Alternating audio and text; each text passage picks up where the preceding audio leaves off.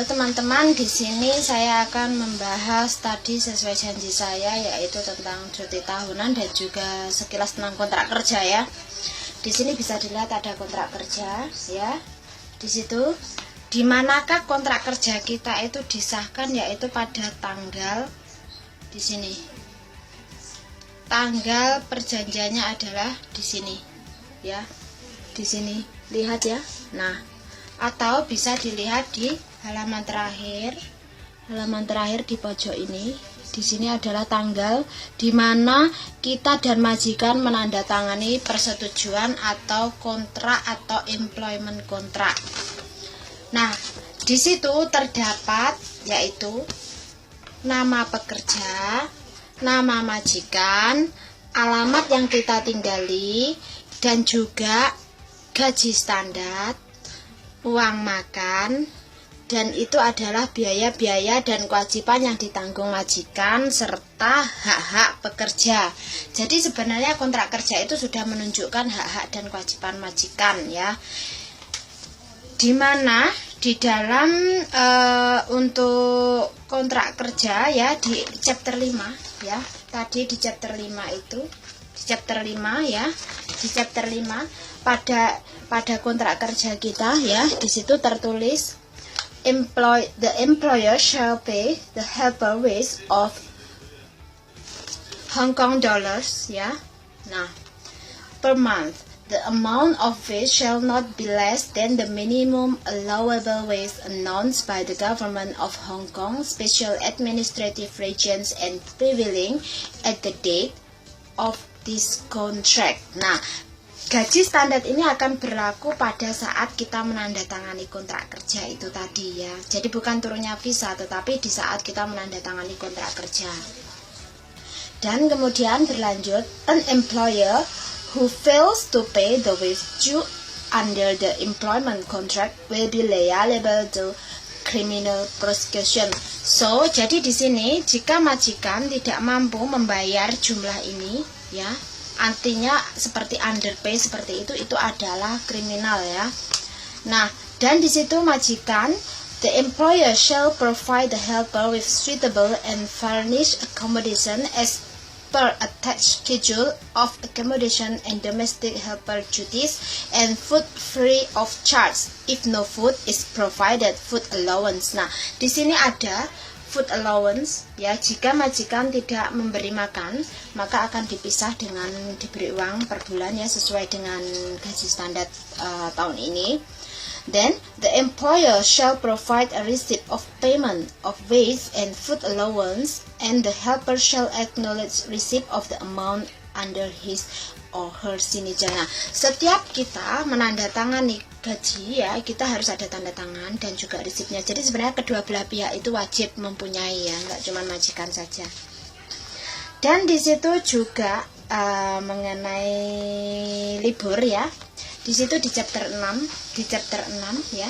Chapter 6 kontrak kerja kita tertulis the helper shall be entitled to all rest days, statutory holidays, and paid annual leave as specified in the Employment Ordinance Chapter 57. Nah, di sini perlu dilihat ya, di sini bahwa ada paid annual leave. Nah, di mana paid annual leave yang artinya itu wajib dibayar ya. Jadi ambil ataupun tidak ambil itu wajib dibayar. Nah, di sini statutory holiday itu adalah public holiday ya. Dan juga itu public holiday kita mendapatkan 12 hari per tahun ya. Dan belum lagi libur mingguan ya. Untuk libur mingguan di sini kita mendapatkan 7 hari kerja 1 hari libur ya. Di situ itu wajib dan tidak boleh diganti uang. Begitu juga libur kita itu adalah 24 jam, di mana 24 jam itu tidak melakukan pekerjaan kita, tetapi jika kita mau mengerjakannya dengan sukarela itu hak teman-teman. So when we take a holiday, that is a weekdays holidays, that is should to be 24 hours without working ya. That means the employer can be order us to do the job, but we can do it willingly. That's depend on you, but there is no pay for you when you do it willingly. Nah, di sini juga mengenai kewajiban majikan di chapter 8 ya. Chapter 8 di situ majikan yang berbunyi di chapter 8, the employer shall be responsible for the following fees and expenses, if any, for departure of the helper from her place of origin and entry Hong Kong. Nah, di chapter 8 ya, bisa dilihat ya, chapter 8. Nanti dibuka ya kontrak kerjanya. Di situ menunjukkan yaitu medical examination fee, yaitu medical, authentic fees by the relevant consulate. Nah, ini untuk ke konsulat. Visa fee. Nah, visa ini bisa visa extension maupun visa untuk aplikasi. Insurance fee, administration fee or visa, Philippines Overseas Employment Administration fee or other fees of similar nature imposed by the relevant government authorities. Nah, ini seperti notarisasi ya. Nah, di sini adalah medical ya, medical, notarisasi, tiket dan sebagainya ada di kontrak kerja kita. Untuk tiket itu kita melihatnya dari chapter 7 ya, bahwa 7A, the employer shall provide the helper with free passage from his or her place origin to Hong Kong and on the termination or expiry of this contract, free return passage. Nah, jadi itu sebenarnya ada dua ya, ada dua jalan tiket ya dalam satu kontrak. Nah, lanjut mengenai tentang libur tahunan ya, bahwa libur tahunan itu kita berhak di sini ya, libur tahunan ya. Untuk libur tahunan kita berhak atas begini ya, libur tahunan bisa dilihat. Kita berhak libur tahunan, cara menghitungnya adalah jika kontrak pertama ya, atau 2 tahun itu 14 hari, kontrak kedua atau 4 tahun adalah 17 hari, kontrak ketiga 6 tahun adalah 21 hari, dan kontrak keempat adalah 25 hari, kontrak kelima adalah 28 hari ya. Ini saya hitung per kontrak. Nah, setelah kontrak pertama itu pasti ada tambahan 1 ekstra per tahun. Nah, di situ adalah per tahun ya.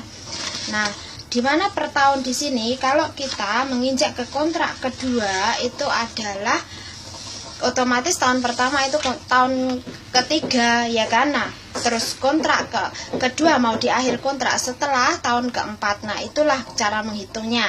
Nah, bagaimana jika ternyata tidak utuh ya kan?